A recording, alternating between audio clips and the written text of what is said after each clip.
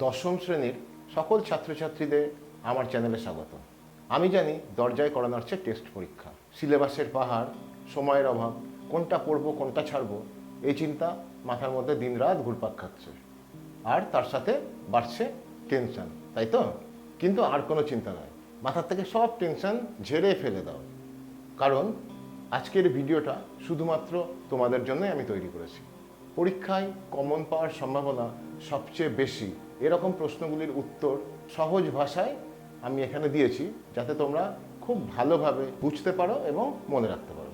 আমি কথা দিচ্ছি তোমাদেরকে যে তোমরা যদি ভিডিওটা প্রথম থেকে শেষ পর্যন্ত দেখো এবং প্রতিটি প্রশ্নের উত্তর যদি তোমরা তৈরি করো, তাহলে আগামী টেস্ট পরীক্ষায় তোমাদেরকে কোনো রকম চিন্তা করতে হবে না, খুব ভালোভাবে তোমরা পাস করবেই করবে। এখানে একটা কথা বলে রাখি, সাজেশনটির কিন্তু এটি ফার্স্ট পার্ট। নেক্সট পার্ট আমি ধারাবাহিকভাবে প্রতি সপ্তাহে দিতে থাকবো। যারা এখনো পর্যন্ত চ্যানেলটিকে সাবস্ক্রাইব করোনি, তারা অবশ্যই চ্যানেলটিকে এখনই সাবস্ক্রাইব করে বেল আইকনটিকে প্রেস করে দাও, যাতে সময় মতো ভিডিওর নোটিফিকেশন তোমাদের কাছে পৌঁছে যায়। তাহলে আর দেরি না করে খাতা পেন নিয়ে তোমরা সব রেডি হয়ে যাও, শুরু করা যাক মাধ্যমিক পরীক্ষার সেমিফাইনাল, অর্থাৎ টেস্ট পরীক্ষার সেরা প্রস্তুতি। চলন ও গমনের পার্থক্য। চলন এক স্থানে স্থির থেকে অঙ্গ প্রত্যঙ্গ সঞ্চালন করা, গমন সামগ্রিকভাবে স্থান পরিবর্তন করা। কোনো নির্দিষ্ট অঙ্গের প্রয়োজন হয় না, নির্দিষ্ট অঙ্গের প্রয়োজন হয়। চলন প্রধানত উদ্ভিদ দেহে দেখা যায়, ব্যতিক্রম ভলভক্স স্লামাইডোমোনাস। প্রাণীদের চলন গমন দুটোই দেখতে পাওয়া যায়, ব্যতিক্রম স্পঞ্জ এবং সাগরকুসুম। ট্যাকটিক চলন কাকে বলে? উদ্ভিদের চলন যখন উদ্দীপকের গতিপথ ও তীব্রতা অনুসারে হয়, তখন তাকে ট্যাকটিক চলন বলে। এক্ষেত্রে উদ্ভিদ দেহের সামগ্রিক স্থান পরিবর্তন ঘটে। ফোটোট্যাকটিক চলন কাকে বলে? আলোক উদ্দীপকের প্রভাবে সমগ্র উদ্ভিদ দেহের স্থান পরিবর্তন করাকে ফোটোট্যাকটিক চলন বলে। যেমন ক্ল্যামাইডোমোনাস ভলভক্স নামক শৈবালের আলোর দিকে চলন। কেমোট্যাকটিক চলন কাকে বলে? রাসায়নিক উদ্দীপকের প্রভাবে সমগ্র উদ্ভিদের স্থান পরিবর্তন করাকে কেমোট্যাকটিক চলন বলে। যেমন মশের শুক্রাণু সুক্রোজের প্রভাবে এবং ফার্নের শুক্রাণু ম্যালিক অ্যাসিডের প্রভাবে ডিম্বাণুর দিকে অগ্রসর হয়। ট্রপিক চলন কাকে বলে? উদ্দীপকের গতিপথের দিকে উদ্ভিদ অঙ্গের চলনকে ট্রপিক চলন বলে। ফোটোট্রপিক চলন কাকে বলে? এটি কয় প্রকারের ও কী কী? আলোক উদ্দীপকের গতিপথ অনুসারে উদ্ভিদ অঙ্গের চলনকে ফটোট্রপিক চলন বলে। ফটোট্রপিক চলন তিন প্রকারের: অনুকূল আলোকবর্তী চলন, প্রতিকূল আলোকবর্তী চলন এবং তির্যক আলোকবর্তী চলন। অনুকূল আলোকবর্তী, প্রতিকূল আলোকবর্তী এবং তির্যক আলোকবর্তী চলন বলতে কী বোঝো? উদ্ভিদের কাণ্ড ও শাখা প্রশাখার আলোক উৎসের গতিপথের দিকে চলনকে অনুকূল আলোকবর্তী চলন বলে। উদ্ভিদের মূলের আলোক উৎসের বিপরীত দিকে চলনকে প্রতিকূল আলোকবর্তী চলন বলে। উদ্ভিদের পাতার চলন আলোক উৎসের সঙ্গে তির্যকভাবে বৃদ্ধি পায়, এরকম চলনকে তির্যক আলোকবর্তী চলন বলে। হাইড্রোট্রপিক চলন কাকে বলে? উদ্ভিদ অঙ্গের চলন যখন জলের উৎসের গতিপথ অনুসারে হয়, তখন তাকে হাইড্রোট্রপিক চলন বলে। যেমন মূলের চলন।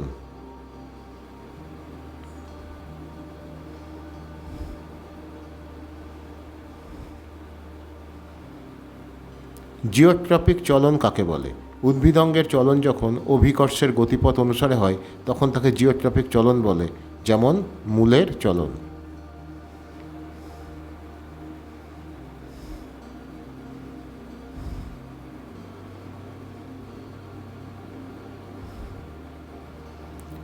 ন্যাস্টিক চলন কাকে বলে? উদ্ভিদ অঙ্গের চলন যখন উদ্দীপকের তীব্রতার প্রভাবে ঘটে, তখন তাকে ন্যাস্টিক চলন বলে।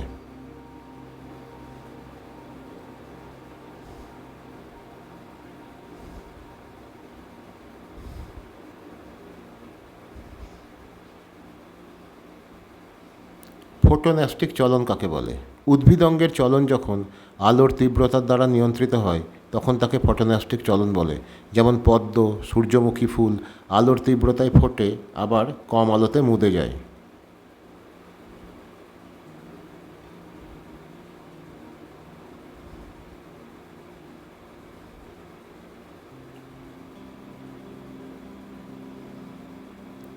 সিসমোন্যাস্টিক চলন কাকে বলে? স্পর্শ, ঘর্ষণ, আঘাত, বায়ুপ্রবাহ প্রভৃতি উদ্দীপকের তীব্রতার প্রভাবে উদ্ভিদঙ্গের যে চলন ঘটে, তাকে সিসমোন্যাস্টিক চলন বলে। যেমন লজ্জাবতী লতার পাতা ছোঁয়া মাত্র পত্রকগুলি নুয়ে পড়ে।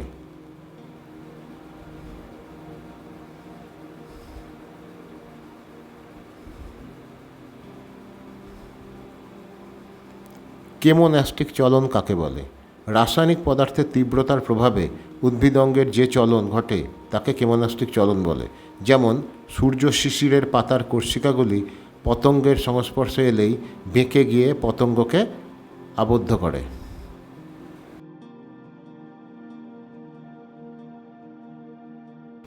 সহজে মনে রাখার জন্য, ট্যাকটিক চলন উদ্দীপকের উৎসের গতিপথ ও তীব্রতা অনুসারে ঘটে। ট্রপিক চলন উদ্দীপকের উৎসের গতিপথ অনুসারে ঘটে। ন্যাস্টিক চলন উদ্দীপকের উৎসের তীব্রতা অনুসারে ঘটে। বিশেষ প্রশ্ন, প্রকরণ চলন কাকে বলে? উদ্ভিদ কোষে রসস্ফীতিজনিত চাপের তারতম্যের ফলে যে চলন দেখা যায় তাকে প্রকরণ চলন বলে। যেমন বন চাঁড়ালের পাতার পার্শ্বীয় পত্রফলক দুটির চলন এবং লজ্জাবতী পত্রকের নুয়ে পড়া। অক্সিনের রাসায়নিক নাম কি? Indole acetic acid, IAA। দুটি প্রাকৃতিক অক্সিন এবং দুটি কৃত্রিম অক্সিনের নাম লেখো। প্রাকৃতিক অক্সিন ইন্ডোল অ্যাসিটিক অ্যাসিড এবং ইন্ডোল বিউটারিক অ্যাসিড। কৃত্রিম অক্সিন ইন্ডোল প্রোপিওনিক অ্যাসিড এবং ন্যাপথ্যালিন অ্যাসিটিক অ্যাসিড।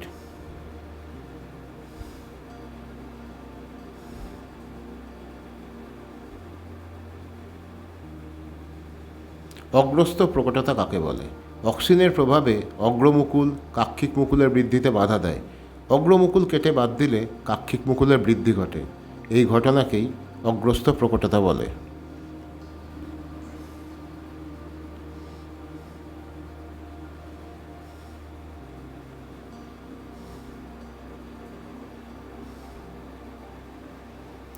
ট্রপিক চলন নিয়ন্ত্রণে অক্সিন হরমোনের ভূমিকা লেখো।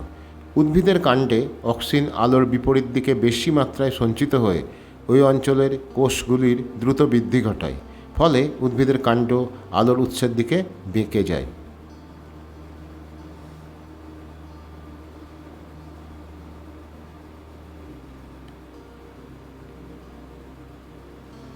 পার্থেনোকার্পি কাকে বলে?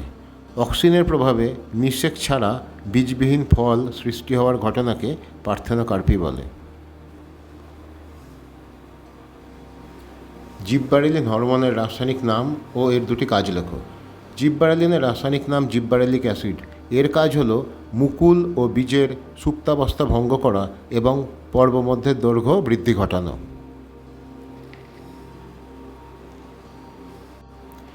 জিববারেলিন হরমোনের কাজে বাধা দানকারী একটি অ্যান্টি জিববারেলিন হরমোনের নাম লেখো। Abscisic acid.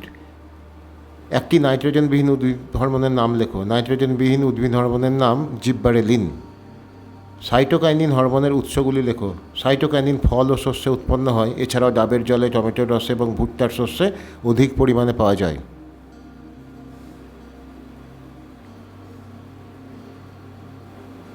সাইটোকাইনিনকে কেন বার্ধক্য প্রতিরোধী হরমোন বলা হয়?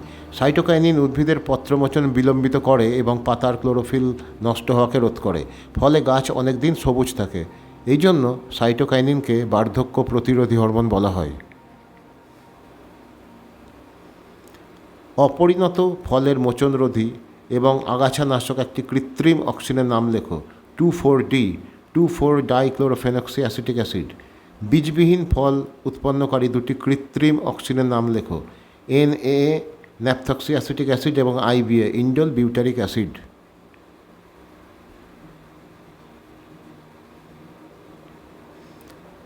শাখা কলম সৃষ্টিতে ব্যবহৃত দুটি কৃত্রিম অক্সিনের নাম লেখো। IBA এবং NAA। তাহলে এই ছিল তোমাদের টেস্ট পরীক্ষার জন্য আমার তৈরি করা সাজেশনের প্রথম পর্ব। আমি চেষ্টা করেছি সবচেয়ে গুরুত্বপূর্ণ প্রশ্নগুলোকে তোমাদের সামনে তুলে ধরতে, যাতে এগুলো অনুশীলন করে তোমরা খুব সহজেই ভালো ফল করতে পারো। কিন্তু একটা কথা তোমরা সবসময় মনে রেখো, এই সাজেশন কিন্তু শুধুমাত্র পথ প্রদর্শক। আসল সাফল্য আসবে তোমার পরিশ্রম এবং টেক্সট বইটাকে খুব ভালোভাবে পড়ার মাধ্যমে। তাই একদম ভয় পাবে না, টেনশন করবে না, নিজের উপর বিশ্বাস রাখো। সারা বছর যা পড়েছো সেটাই গুছিয়ে রিভিশন করো। এরপর আমি মাধ্যমিক পরীক্ষার সাজেশন এবং পরীক্ষা দেবার বিভিন্ন প্রকার কৌশল নিয়ে ভিডিও তৈরি করব।